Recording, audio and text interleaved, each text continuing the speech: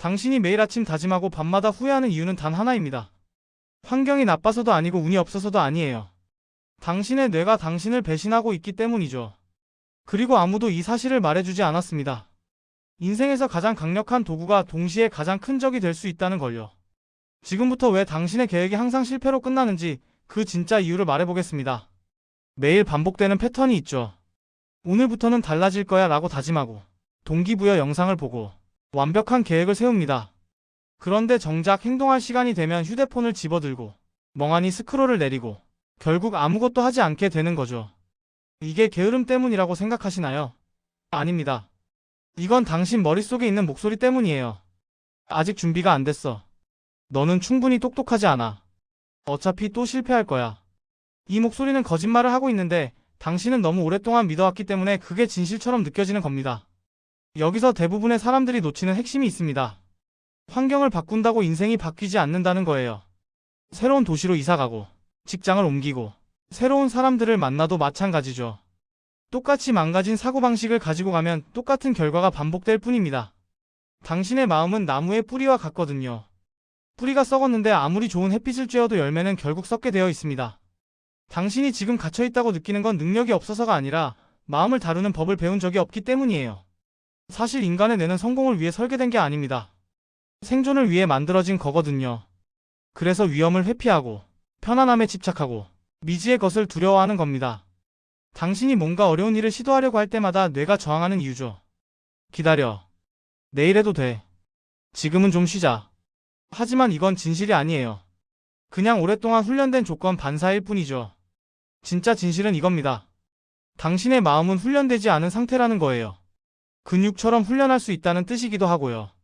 성공한 사람들이 압박 속에서도 침착해 보이는 이유가 뭘까요? 타고났기 때문이 아닙니다.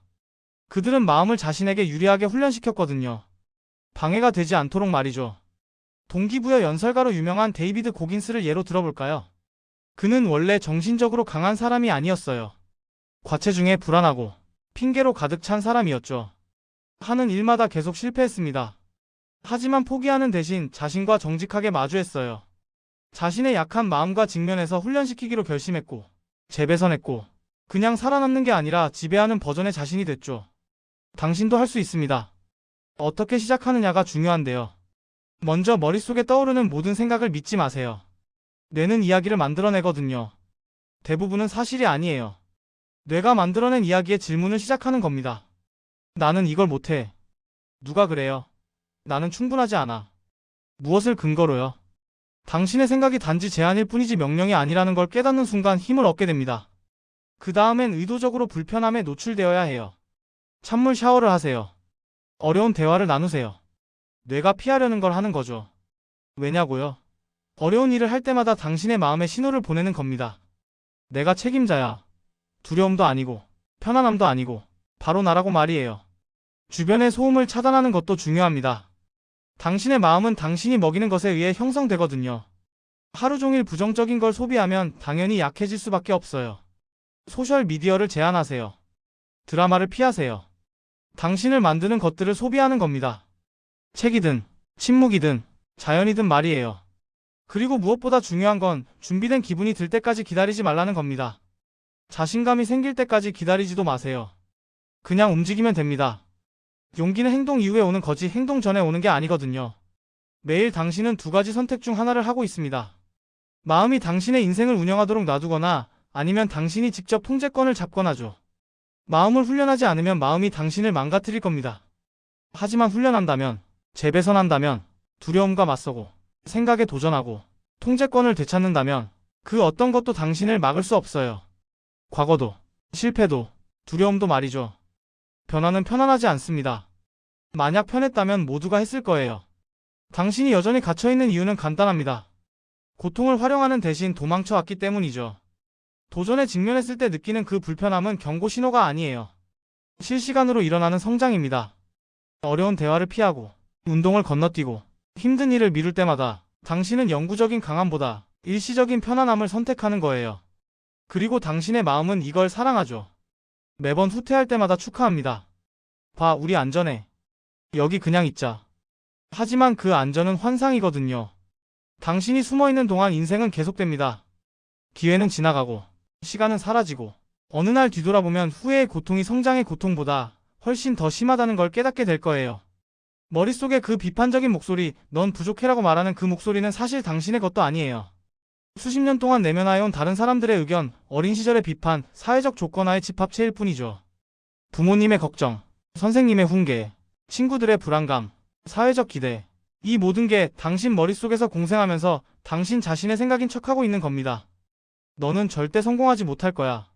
라고 들을 때 그게 진짜 누구의 목소리인가요? 나 같은 사람은 안 돼라고 생각할 때 누가 그 거짓말을 가르쳤나요? 이건 당신의 진짜 생각이 아니에요. 종종 선의로 단지 자신의 한계를 물려주는 사람들에 의해 심어진 정신적 기생충일 뿐이죠. 자유로 가는 첫걸음은 이런 생각들을 외부 침입자로 인식하는 겁니다. 당신 자신의 지혜가 아니라요. 당신은 가능성을 사랑합니다. 꿈을, 환상을, 무엇이 될 수 있을지를요. 실패의 위험 없이 성공을 상상하는 건 너무 기분 좋거든요. 이게 바로 인생을 바꾸는 것에 대한 끝없는 콘텐츠를 소비하면서도 거의 행동하지 않는 이유입니다. 콘텐츠 소비는 아무것도 요구하지 않으면서 도파민을 제공하죠. 또 다른 동기부여 영상, 또 다른 자기계발서, 또 다른 영감을 주는 명언, 이 모든 게 실제로 변화하지 않아도 변화가 올 거라고 믿는 일시적인 쾌감을 주는 겁니다. 하지만 행동 없는 가능성은 또 다른 형태의 자기기만일 뿐이에요. 가장 위험한 중독은 마약이나 술이 아닙니다.